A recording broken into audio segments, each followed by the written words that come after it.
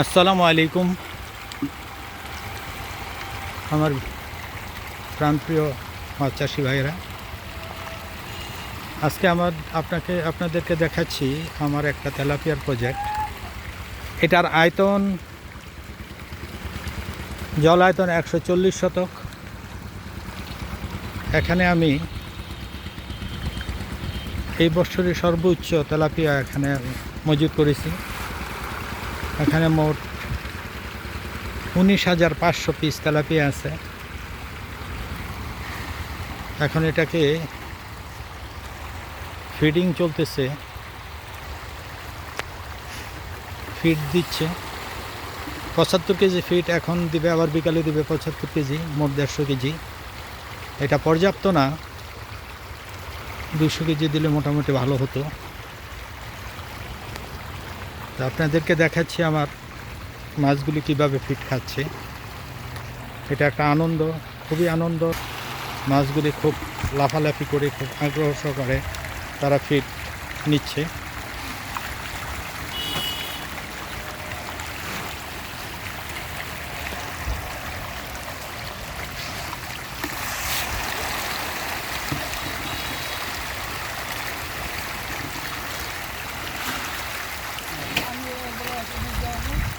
এখন এটা মাছের সাইজ আছে 300 গ্রাম, 350 গ্রাম সাইজ। মাঝে মাঝে কিছু রেড তেলাপিয়া অর্থাৎ লাল তেলাপিয়া আছে। এটা ফিশ ট্যাগ থেকে অনেক আগে কালেকশন করা, গ্রোথের দিক থেকে খুব একটা ভালো না, স্লো আইটেম। এই জন্য এটা বাণিজ্যিকভাবে চাষ করা সম্ভব হয় না। শখের বশবর্তী হয়ে অল্প কিছু তেলাপিয়া এটার মধ্যে দেওয়া আছে।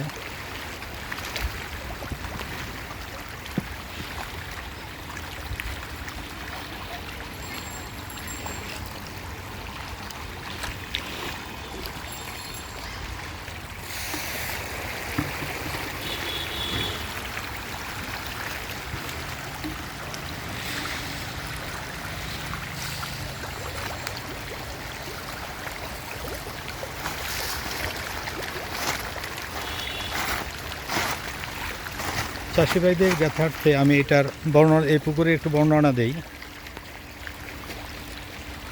এই পুকুরে প্রতিনিয়ত 3 ইঞ্চি একটা সাবমার্সিবল দিয়ে পানি দেওয়া হয়। দুইটা অ্যারোটর চালানো হয়। এই একটা অ্যারোটর, এটা প্যাডেল হুইল। অপোজিট কর্নারে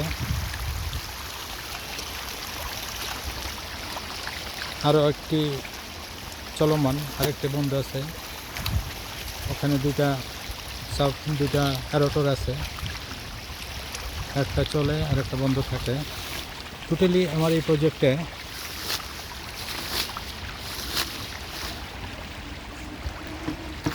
দুইটা অ্যারোটর এবং একটা সাবমার্সিবল দিয়ে অক্সিজেনের ঘাটতির সময় একটা দিয়ে পানি আর দুইটা অক্সিজেন সাপ্লাই করা হয় অ্যারোটর দিয়ে।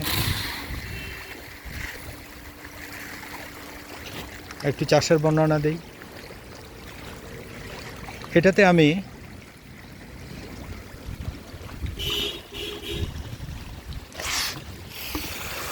60 গ্রাম সাইজের তেলাপিয়ার পোনা মজুত করেছি। আমি আশা করতেছি 110 দিন পর, মজুত করার 110 দিন পর হারভেস্ট করব ইনশাল্লাহ।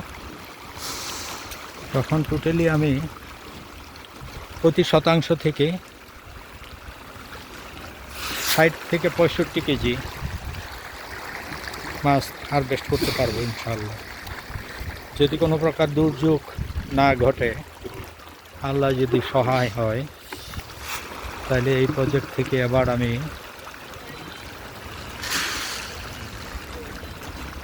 8 থেকে 9 টন মাছ হারভেস্ট করার ইচ্ছা পোষণ করি। সময় নেবে 110 থেকে 120 দিন।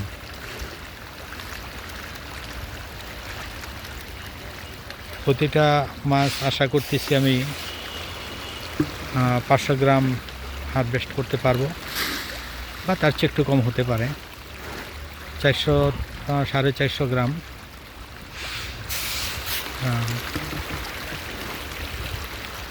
এরকম হারভেস্ট করতে পারলে আশা করি কিছু লাভের মুখ দেখতে পারবো।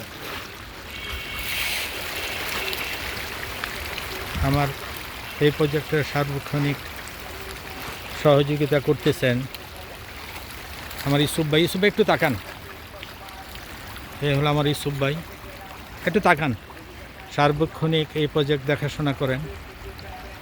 উনি একজন অক্লান্ত পরিশ্রমী ব্যক্তি। ওনার মতো একজন স্টাফ পাওয়া খুব ভাগ্যবানের বিষয়। আল্লাহ ওনাকে নেক হায়াত দান করুক, পরিশ্রম করার তৌফিক দান করুক।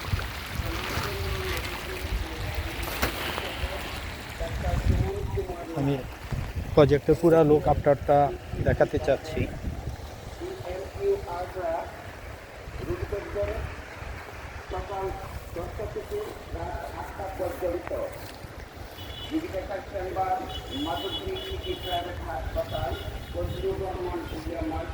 প্রজেক্টরকে চারদিকে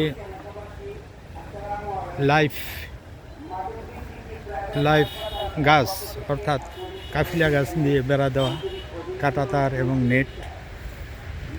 এটা হলো অনেকটা সাপোর্ট চোর এবং দুর্বৃত্ত লোক থেকে। এটা করলে দেখা যায় যে চোর ঢুকতে পারে না। আর এই মাচাটার মধ্যে দিন রাত্র অনবরত বাজে লোকজন বসে আড্ডা মারে। এই জন্য চিন্তা করলাম এটাকে আটকে দেওয়ার জন্য গেট তৈরি করে দিলাম, যাতে তালা মারা থাকে আর লোকজন ঢুকতে পারে না।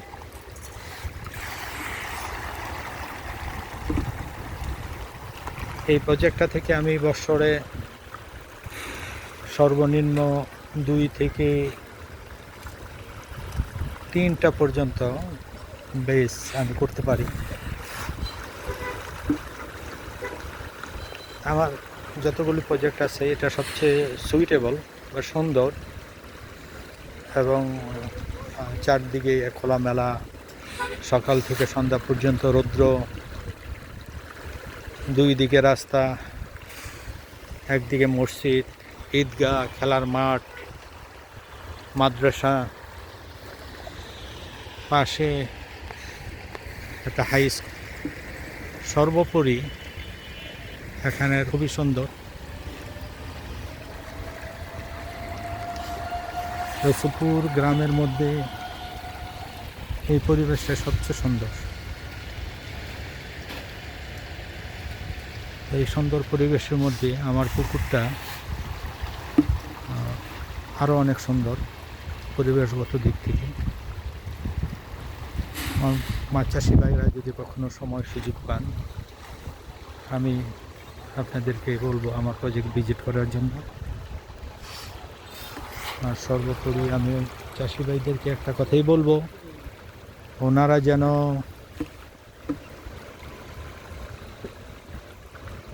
নিয়মিত আল্লাহর ইবাদত, নামাজ পড়েন, রোজা করেন। মাছ চাষিদের জন্য এটা একটা খুবই মুখ্য বিষয়। যদি আল্লাহ রাজি থাকে, খুশি থাকে, আপনার রিজিক এমনিতে বেরিয়ে যাবে। আর সর্বোপরি আমার জন্য দোয়া করবেন, আল্লাহ যেন আমাকে সঠিক পথে রাখে, ঈমানের সহিত মৃত্যুবরণ করায়। আজকে এখানে শেষ করলাম। আল্লাহ হাফেজ।